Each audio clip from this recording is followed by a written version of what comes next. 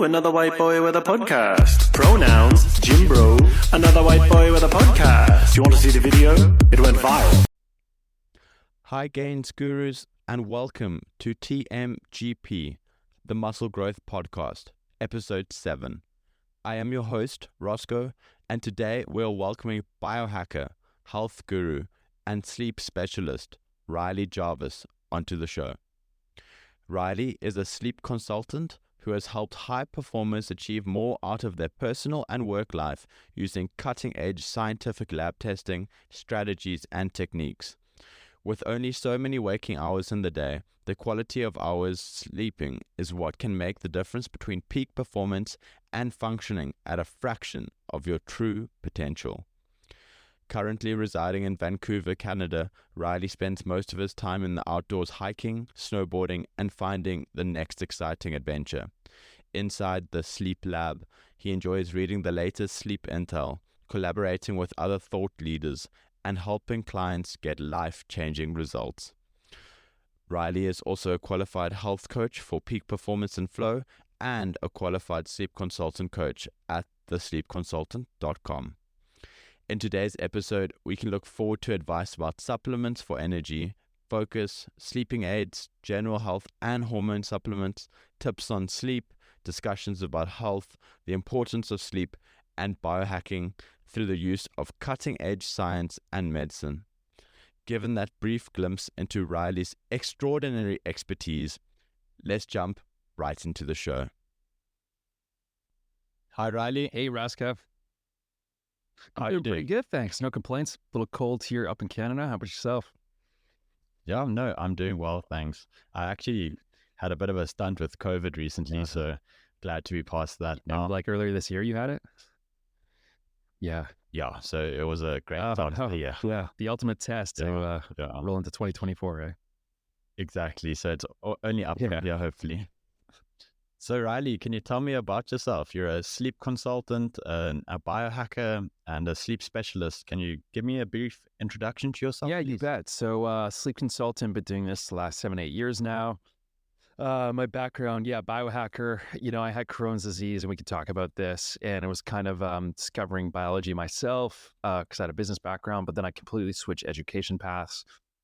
Went to become a functional diagnostic nutrition practitioner and a bunch of other things. And then, it was from there just really helping people with not only their sleep, but also with their performance, their energy, their focus, their longevity, their recovery, in particular for muscle growth. How do we grow more muscle in a shorter period of time? How do we get more muscle with less effort? And a lot of it comes down to recovery. So we can touch on all of this, but that was a big thing for me that I realized that we can kind of hack this reality in a way that is a lot more efficient and faster and less effort than we think is possible. And when we're able to do so, our new reality becomes a pretty interesting place. Wow, that's phenomenal. Can you talk about that new reality? Yeah, sure. So it's something that I call the effortless experience. And so what this is basically is we can think of our bodies like a car. And, everybody knows what a good car sounds like or what it runs like, and one that doesn't sound well runs like. So you have a car from the 1980s, first, now you fast forward to today, that's going to be a car that's, not running so well. If someone didn't take very good care of it, it's going to be burning through fuel very inefficiently. It's not going to sound that great. It's going to sound like something's under the hood of your car that shouldn't be there.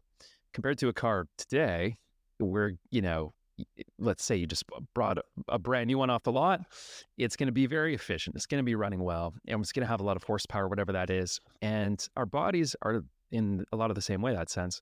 So if we're able to optimize our bodies to run more efficiently, for example, our hormones are optimized, our immune system's functioning well, our brain neurotransmitters, our abilities, all the systems in our body can communicate with each other extremely efficiently. Once that happens, then we combine all those things together in terms of how we perceive the world. And when it's more efficient, we perceive the world, it's just easier. Like we know, just as an example, what a good sleep feels like when we're firing on all cylinders and what one does not feel like 2 or 4, we sleep 2 or 4 hours. We're going to have to exert so much more energy and force to just get through that day or lift weights in that workout session, compared to it's just a lot more effortless if we can do it and our body's functioning well. But there's, we can get into hacks. How do we sleep less time and kind of get the same results, not through, something that's maybe sustainable and everything that goes along with it. So that's kind of what the effortless experience is all about, and that kind of new reality, how you can experience it too. That's very interesting. And I'm so excited to get into the hacks of sleep and how many hours you think are optimal to sleep and how it differs from person to person. And then I'd also like to chat to you a little bit about some of the sleep evidence and the state of the science for different sleep and how they do the studies and how they structure them and your opinions on them, and if there's lots of studies or what the state of the evidence is. Look forward to it. So you mentioned that you had Crohn's disease, is that correct? Going back about 10 years ago. And you don't have that anymore, or do you manage the symptoms, or I don't know anything about? Sure, yeah. So for listeners, it's basically an autoimmune condition that's inside of the stomach, and there's a big range. And what it does is it causes inflammation of the tissue inside. Now, for some people, they have to get like part of their colon or stomach extracted because the inflammation's so bad. They have to be put on steroids or medication, sometimes for the rest of their lives, to keep that, stuff down. But our immune system, which most is located inside of our gut, can kind of control things. So for example, like somebody has an allergy to like anaphylactic shock to, peanuts or seafood or something. That's an extreme case. And then you have stuff that's more systemic, like colitis, rheumatoid arthritis, like irritable bowel disease, shingles, different conditions like this can manifest for everyone. And those kind of conditions can be genetic. And then, you might have the gene for that, but never express in your lifetime. Other people may express have that gene expressed. And for me, it was under circumstances of severe stress that I think what triggered it for me. It set me down a whole path of medication, wasn't working for me, and I really had to take health into my own hands. So fortunately for me, I didn't have to get my colon or anything else removed. There's a big range there. Fortunately, I was probably on the moderate mild side of things, but it was definitely impacting my day to day. Like I couldn't think, I couldn't function. I was lying in bed all day some days. So it was at that point I had to kind of build everything up. And from that point, figure out how does our body actually work? Like instead of just listening to what people tell us based on first principles, like Elon Musk talks about, keep asking why and keep going down that rabbit hole of why. And we're able to do so, then we can start finding answers. And, you kind of work on your critical thinking, and then you mastermind with other people. This worked for them, that didn't work for them. Spending tons of money, tens of thousands of dollars on private doctors where my regular conventional family doctor couldn't give me any answers. And it was a very interesting journey. And through that process, I learned a ton. And then I realized this is truly what I wanted to do. So instead of looking at spreadsheets all day in finance, truly helping people's lives, fast forwarding to today. But, looking back, it is a blessing in disguise for sure. Wow. And can you talk a little bit about that process of going from your I think you mentioned your family doctor to more specialized doctors, and then going from that to your own research and that kind of journey and how that... Sure. So I was working in finance, was putting a ton of hours in, 10, 12, sometimes felt like 16 hours a day. And I'm burning the candle on all ends. And prior to that, I was a pretty high performing or functioning individual. And then all of a sudden, stuff started to go downhill. I started getting brain fog. I was tired all the time, even though I thought I was sleeping okay. Needed tons of coffee, just all these things that I wasn't used to. It was like, what is going wrong with my body? And went to the regular doctor, family doctor.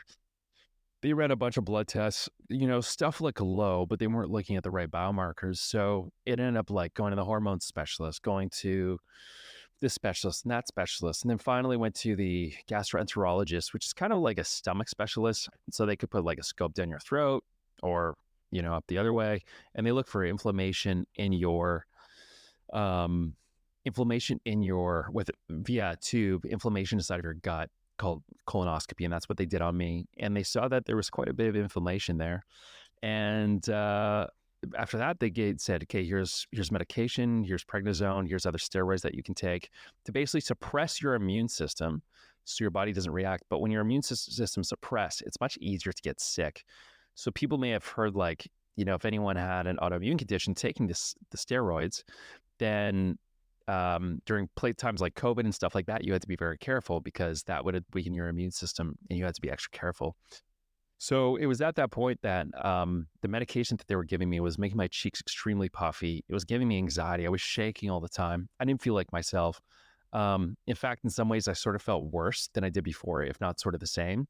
So I was like, and they're like, well, just wait a few weeks for it to work and everything like that, which I did. But it just sent me down a deep, kind of frustrating place where I just kind of felt depressed for a good period of time.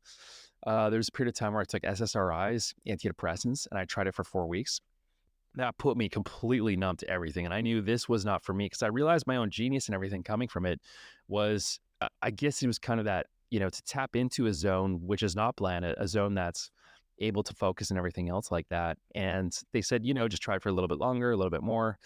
And my brain, I remember at the time to like read one paragraph that was like 3 or 4 sentences, to read it and have cognitive fluency of it took me like 4 minutes to understand it. Like my processing was so slow and I felt like a walking robot, completely separate from the world. And so I realized I just have to get off all this stuff and find a solution that actually works for me.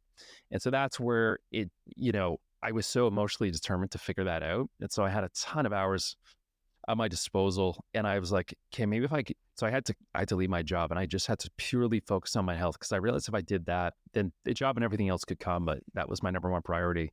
So sometimes laying bedridden, just researching for hours upon hours a day, taking notes, kind of coming up with my own model of health. Again, this was all self, just sort of determined and figuring out how does each system work. So then 1 month I was like, okay, first month I'm going to decide supplements. Next month I'm going to do like exercise. I'll make it the focus. Next month I'll do sleep.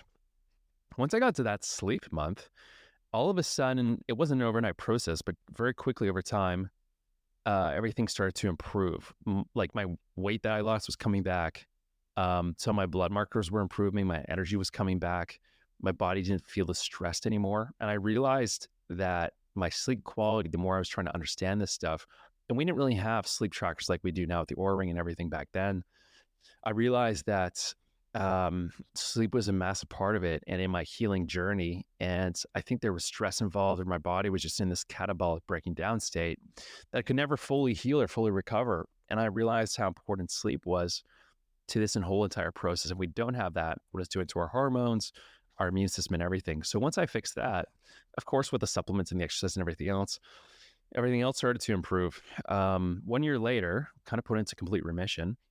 And sure, I might have like that'll still be there, but up until now, it like rarely comes back. Like it's a fraction of a percent compared to what it used to be. And I can live like a pretty fairly good lifestyle, of course, restricting certain unhealthy foods and stuff like that. But compared to where I was and being able to do it naturally, and then learning all that in the process, new education, everything else, it allowed me then to help other people, because what I'd gone through, I really didn't wish it upon my worst enemy. So it kind of, it wanted me to coach other people within this area, whether they were at the time, they were kind of in this not maybe disease state. Now it's a lot more of the high functioning, high performance, but that was something that really resonated with me. And I thought, am I going to help people with like Crohn's, kind of similar to me?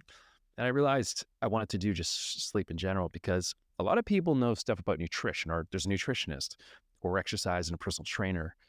But how many like sleep specialists are there? And also, if you think of just low hanging fruit, like if you go to the gym, that can take a lot of time to and a lot of effort. You try a new diet, got to go to the grocery store, get the food, prepare the food, everything else. That's kind of effort too. But with sleep, we can just make a few couple tweaks, a few low hanging fruit, and you can see ROI increases of like 40, 60% in a matter of weeks for some people. So it's so easy to do. Sometimes you just have to make the change once and you're good to go. And you'll feel its impacts for a very long time. Sure. That's such a cool journey, and I'm really excited to hear more about that. So in terms of Crohn's disease, you mentioned it's an autoimmune disease. So is that an autoimmune disease that attacks the brain and the body? Yeah, so it's interesting, our immune system, because it affects the entire body, our immune system, like our lymph nodes and everything else.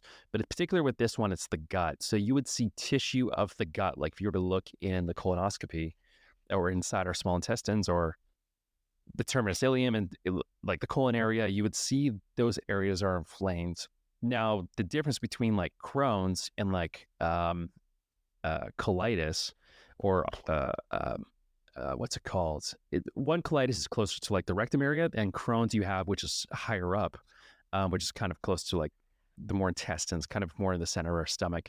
So they're pretty much that same disease in that way. It's just the location of where they're located is different. But yeah, in a way, it does affect the brain because when the gut is more inflamed, you're more sensitive overall, your immune system, to just things in general. So for example, like a food sensitivity or, whatever somebody's exposed to can really set their immune system off, where somebody else, they'll be exposed to the exact same thing, but they won't have that reaction at all. And they can tolerate a lot of that one thing. So that's just a big difference with some people that do have it. But if you're able to manage it the right way and manage your environment, you could have, the same genetics to someone who didn't even have Crohn's in the first place, which is really interesting. You can turn the good genes on, turn the bad genes off. Is that process known as epigenetics? Yes, correct. So epi in Greek is on top of. So you can think of like genes on top of your genes. So we have our hardwiring genes, but we also have our genes and how they express themselves. So if we expose our environment to in a way that turns the good genes on, so for example, like good diet, lifestyle, and everything else like that, our good genes will express themselves. And then in essence, we can turn those bad genes off. The reverse is also true. If we're sedentary, we don't move, our bodies are highly inflamed, you're going to put the needle more in the odds of turning those bad genes on and those good genes off. In extreme cases for people, that can be, diabetes, heart disease, forms of cancer, and things like that. But even stuff, day to day, like sore joints, inflammation in the body, brain fog, anything like that. So you have the disease state, which is on the extreme, like out of 10, let's say it's like a 1. But then if you're trying to hit like peak performance and be 10 out of 10, 9 out of 10, even like if you have anything, these things happening, maybe you're just a 5 or a 6, everything's okay. You're never going to be hitting those states of peak performance just because your environment's not on point. So we want all the odds in our favor as much as possible. And to do that, what we need to do is ensure that the not just genes, but everything in our body is working as it should, as efficiently as it should, and as one full unit instead of all these separate cogs happening at different times.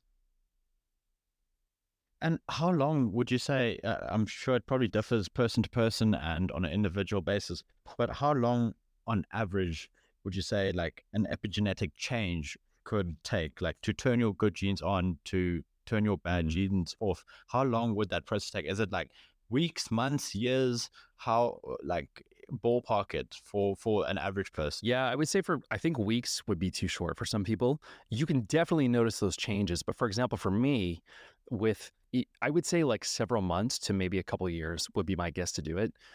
In terms of the exact science and the scientific studies, I haven't seen one of those in a while, so I don't know the exact time. So I'm guessing here, but that would be my estimate.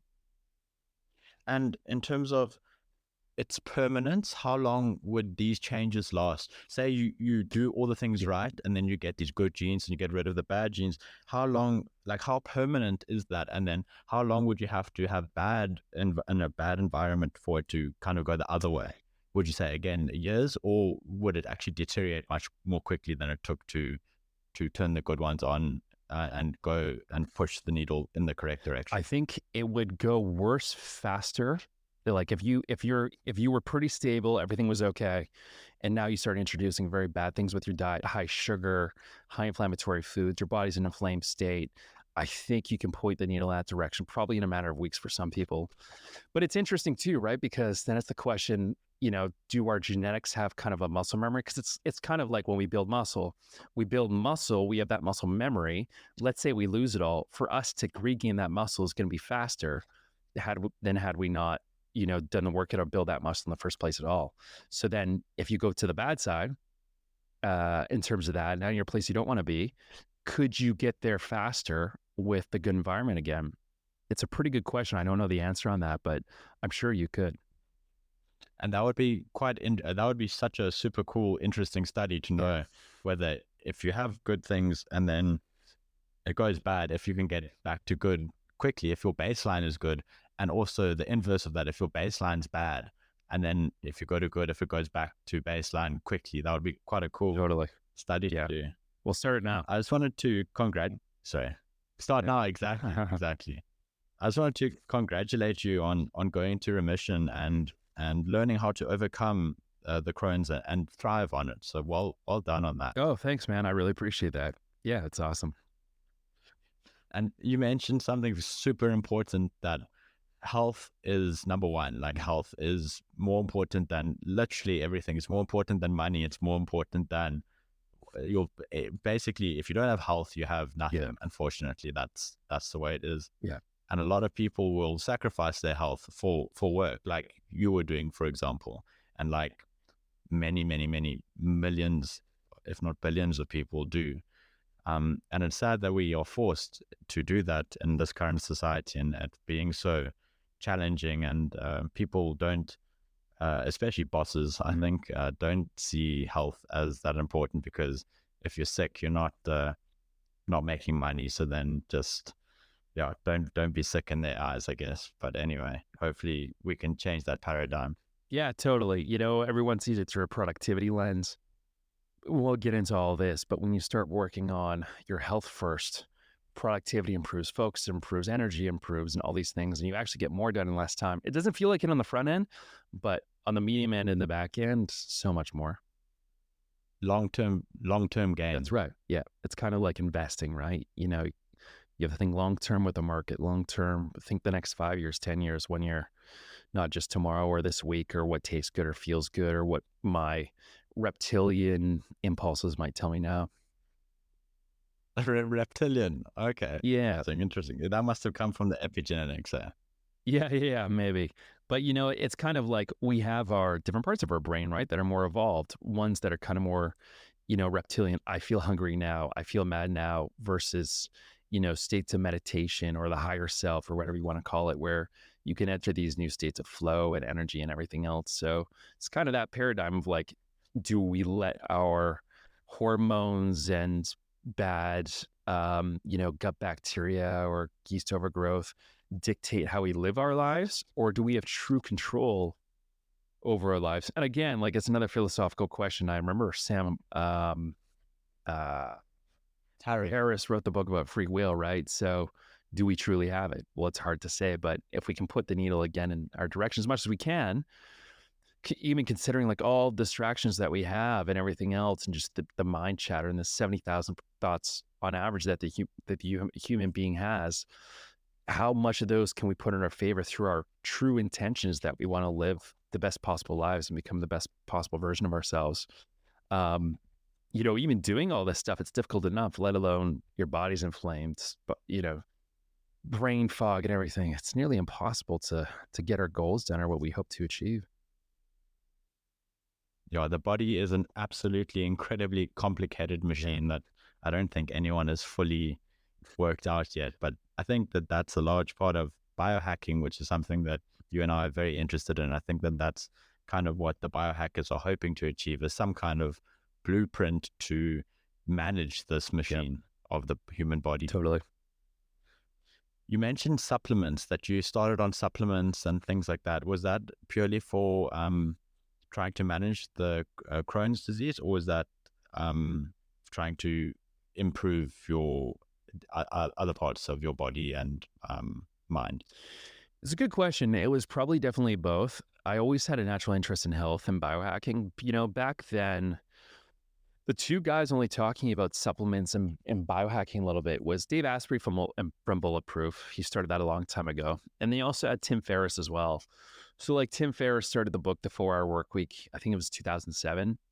I think The 4-Hour Body came a couple or few years after that. And it was just through these things like the 4-Hour Week, like, wow, there's another place, like another way we can live the world, especially during that era.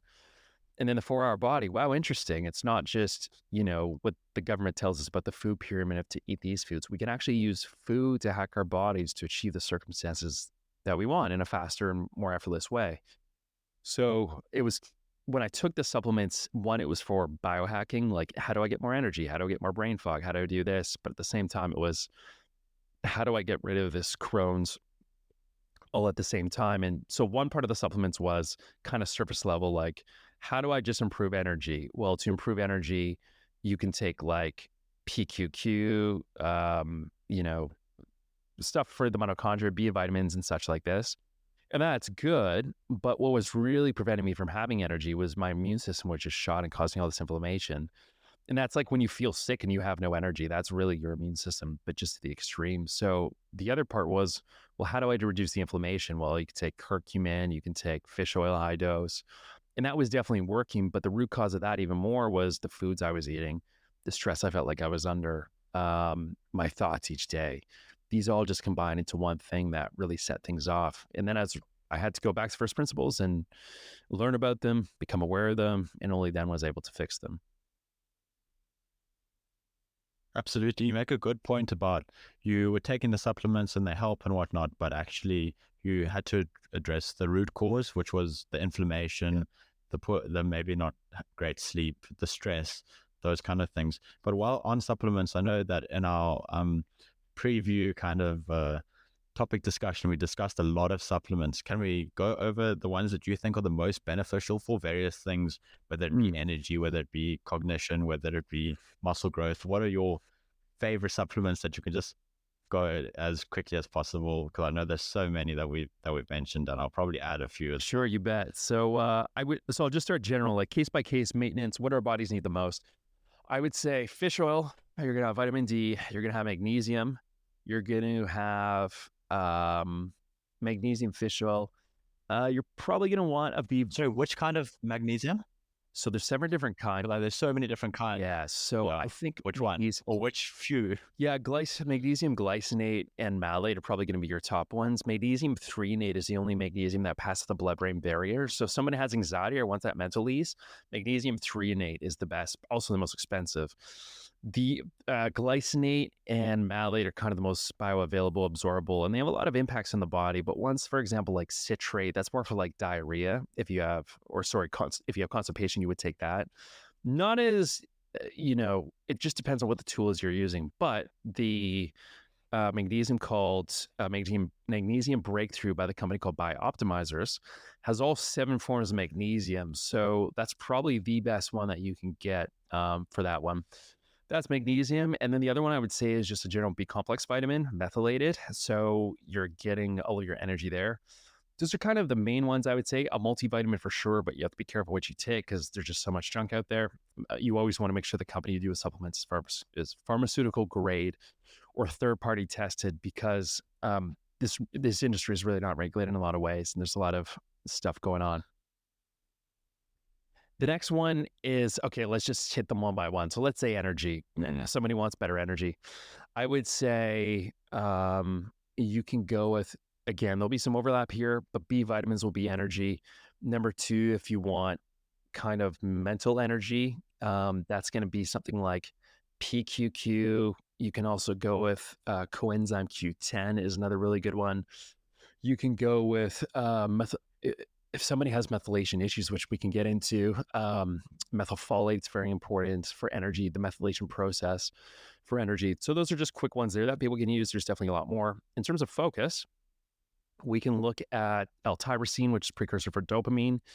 We can look at, nootropics, like you want piracetam, aniracetam, Nopeps. There's just ones you can go down there. A really good brand for that is called Nootropia, so Noo and then Tropia. I think it's .com. They make some of the best ones. And you can also go with Alpha Brain is also another one that you can use, and it contains a lot of other nutrients that are inside of there. Alpha GPC, huperzine A for your memory, focus.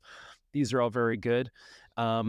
Let's go into sleep. So for sleep supplements, you can supplement, obviously, melatonin is one, but super low dose we can go into.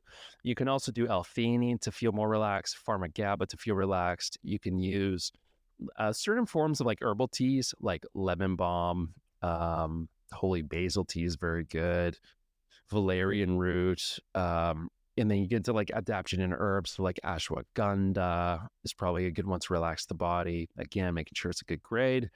Those are probably good ones for sleep.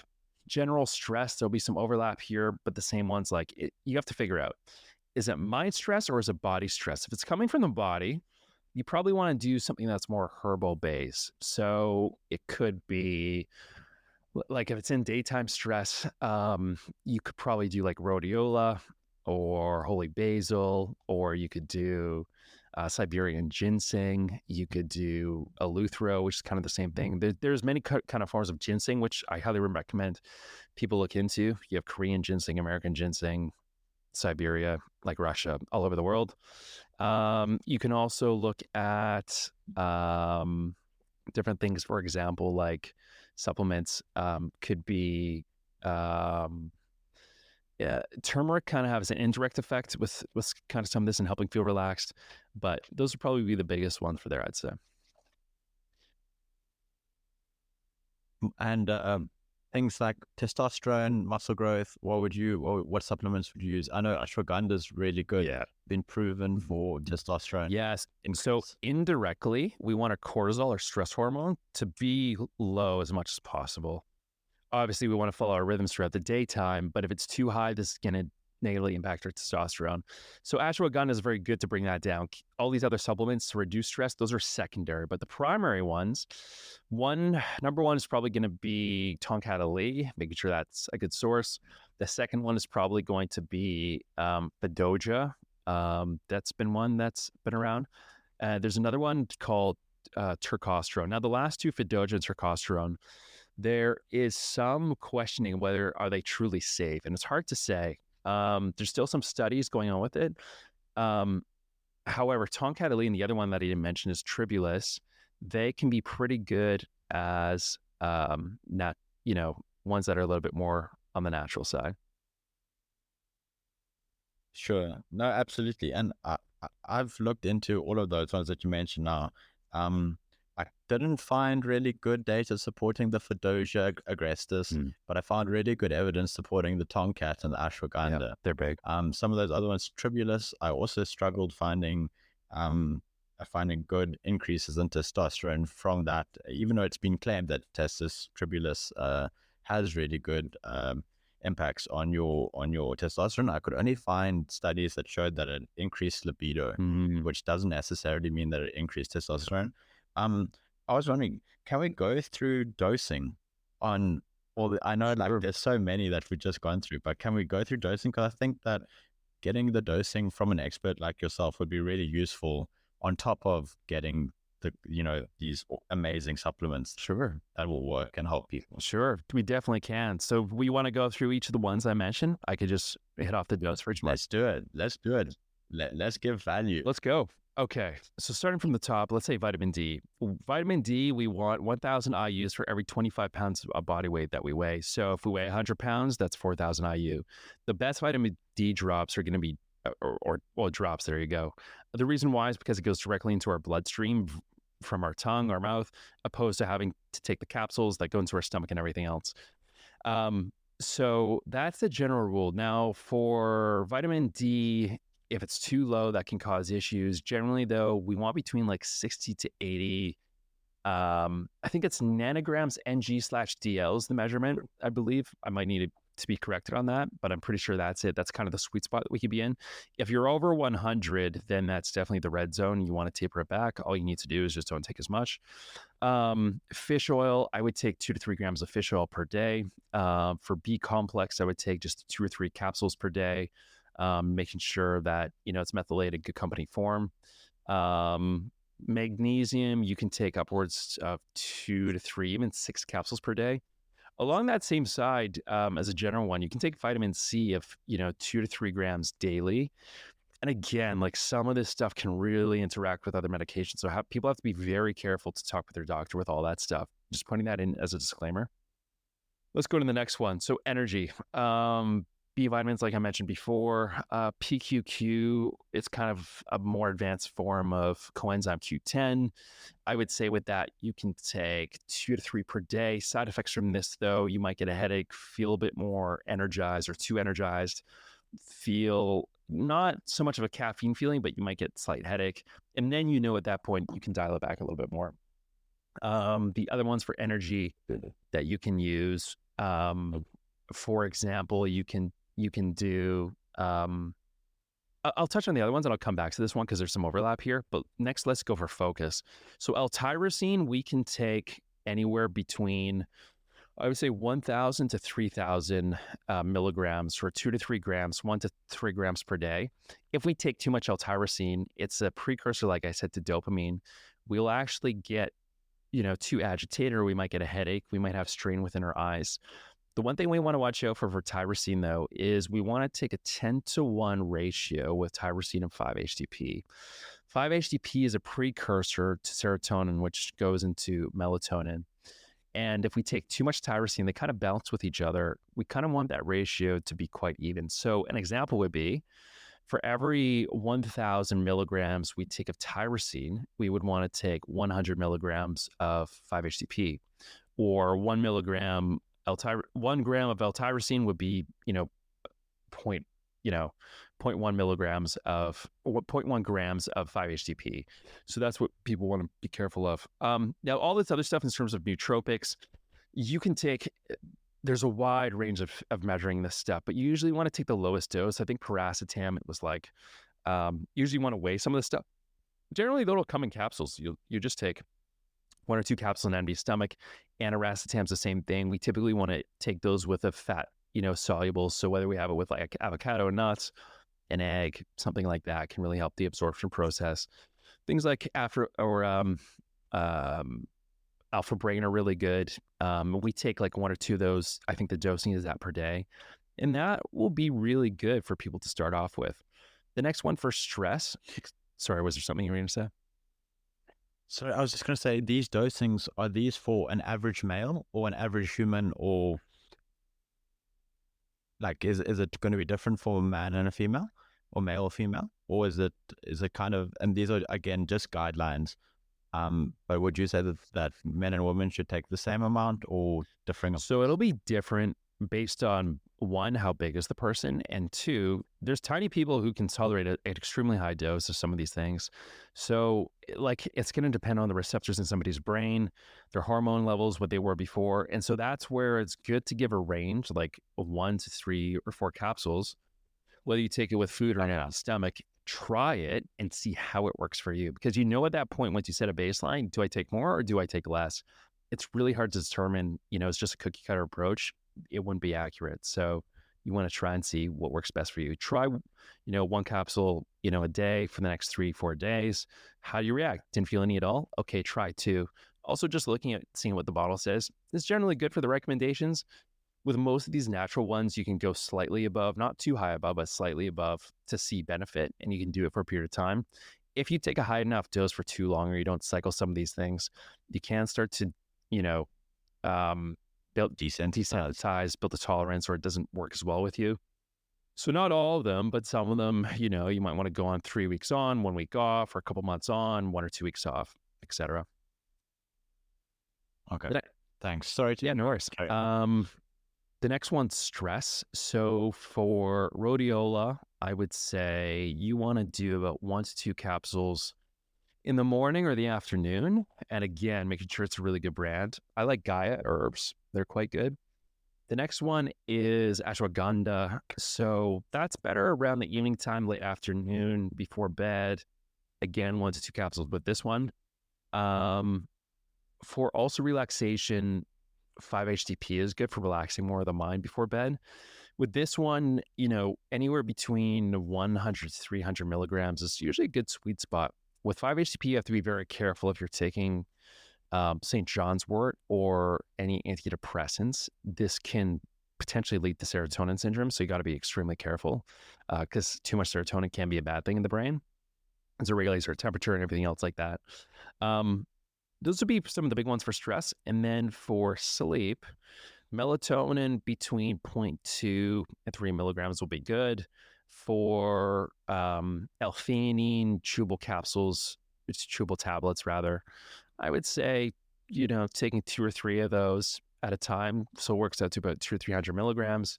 And then the pharma-GABA is kind of the same thing, making sure those are chewable, anywhere between 2 and 3. And then in terms of teas, like 1 or 2 cups before you go to sleep, one tea bag, keep it in there. You can refill that once or twice. That's quite relaxing. And teas are really good because a lot of these herbs, once we heat them up, a lot of those properties will actually, like from the heat, it'll cause it to really go into the water to kind of excrete a lot of those nutrients a lot more efficiently than if we just had it in, herbal capsule dry form.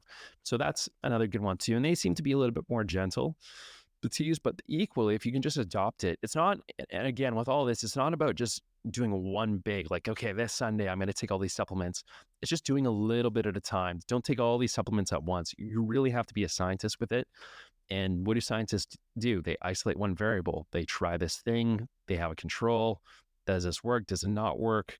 And if you can journal your results along the way, even better. Then we forget what we ate for breakfast 3 days ago. So if you're able to see in a journal, okay, I reacted to the supplement last week and this is how I felt, then we know, okay, the next time I take this is what it is, instead of restarting our week every time because we're trying to remember how exactly we reacted to each supplement. So it's really a slow evolution stage with all this when you first get onto it. And then you eventually hit the point, like for me now, I'll have it looks like a library of supplements all on my wall. And when I wake up that day, it's kind of like a buffet. I know exactly what supplement I need that day based on how I feel. Because one, you have to tune into your body. How do you feel? Two, you have to understand what supplement and how much that supplement is going to cause you to feel that way. But you don't know that until you start experimenting with it, journaling how you feel. And then once you kind of get that really good inner sense with a match to what you actually need, then you kind of, I guess you could call it body awareness, tuning into your body, whatever you want to say it's called. That is a good way to do it. So each day I'll pick 2 or 3 supplements. I won't take 50 in one day, but I'll pick 2 or 3 that I think will benefit me for that day, whether it's inflammation or more focus or general maintenance or whatever it is. So a little bit different to Brian Johnson having 100 pills a day. Yeah. So then there's limits to this game, right? So if you're purely looking for anti-aging and everything, there's a time and place to take that amount of pills, which I did. But what I can see right now is I've been doing lab testing on myself, over so many years, and everything's good. And I know what requires more, what requires less. Now, there was a period of time when I was in the protocol where I was maybe not taking that per day, but probably over 100 supplements a day for a good few months. And that made me feel a lot better. But now I don't have to, just because all systems in the body are working as they should. So what Brian Johnson's doing is not wrong at all in any way. It's the extreme of what that guy's doing, and all credit to him. It's just his goal is different than the average person or average entrepreneur. For sure. And he's also got the funds available to do it. Exactly. The funds is a big one because it's not a cheap game to play. Absolutely not. And I want to ask you later on, let's get back to it, on your best 3 supplements for each of those different things in your opinion, and then the best bang for your buck kind of alternatives, if we can say that. But let's get back into that later because that's been a lot to digest. Been super awesome, and thank you so much for all of those different supplements. Welcome. In terms of nootropics, have you had any experience? I know that mushrooms are the big rave now they're in a lot of nootropic things. What's your opinion on any mushroom supplements, or are you not experienced in that yet? Mushrooms, there's a ton of benefit for. I mean, you just see, well, you have psilocybin magic mushrooms, what they've been doing, at least in the USA with MAPS, which is kind of just, it's an agency that's helped all these people with trauma and a lot of psychosis use therapy and magic mushrooms to really help heal themselves. And depression, anxiety. I mean, it's transforming lives, and they're showing with that it sparks neurogenesis, creates new brain cells, and it's allowed people to finally heal when they've been doing talk therapy for years. So there's definitely something to that there, and that's the extreme of the mushrooms. But then going back to stuff you can just get from the store, mushrooms in terms of, there's different kinds of mushrooms. So reishi mushroom is very good for our immune system. We have other mushrooms like cordyceps that are very good for just general energy or resilience and things like this. We have another mushroom for our brain to spark new brain cells called lion's mane, and that's a really good one too. And there's a lot of stuff you can do with lion's mane, and that's one that's popping up a lot more now. Those are kind of the biggest mushrooms that I've seen people use, for each kind of circumstance. But I'm all for mushrooms. And so different kinds of mushrooms, like mushrooms in coffee, you have the brand like Four Sigmatic. There's another brand of of mushrooms. They put in a drink elixir, and this is the kind of company based in the USA. I think they go to California and they ship around the world, where they go into like the deep forest, and you'll see them picking these mushrooms directly off the trees, and then they'll bring it back to their factories. So they show that they're the real deal. And I wish I remember the name, because one of their elixirs tastes like root beer, and it's delicious. And you have it every day, and it's general maintenance, and it brings a lot of well-being to you. But in general, mushrooms are a really good thing. Some are obviously poisonous, and you have to be careful. But the one from the stores, you'll be okay. Hopefully they check. Yeah, hopefully they checked. Exactly. Do you mind chatting about sleep optimization and some of your tips for optimizing sleep, and how we can make our environment better for sleep and that kind of thing? Sure. To hear Riley talk about sleep optimization and expert sleeping techniques, you're going to have to tune in again next time on TMGP. Goodbye, Gains Gurus. Thank you for listening, and see you on the next episode of TMGP.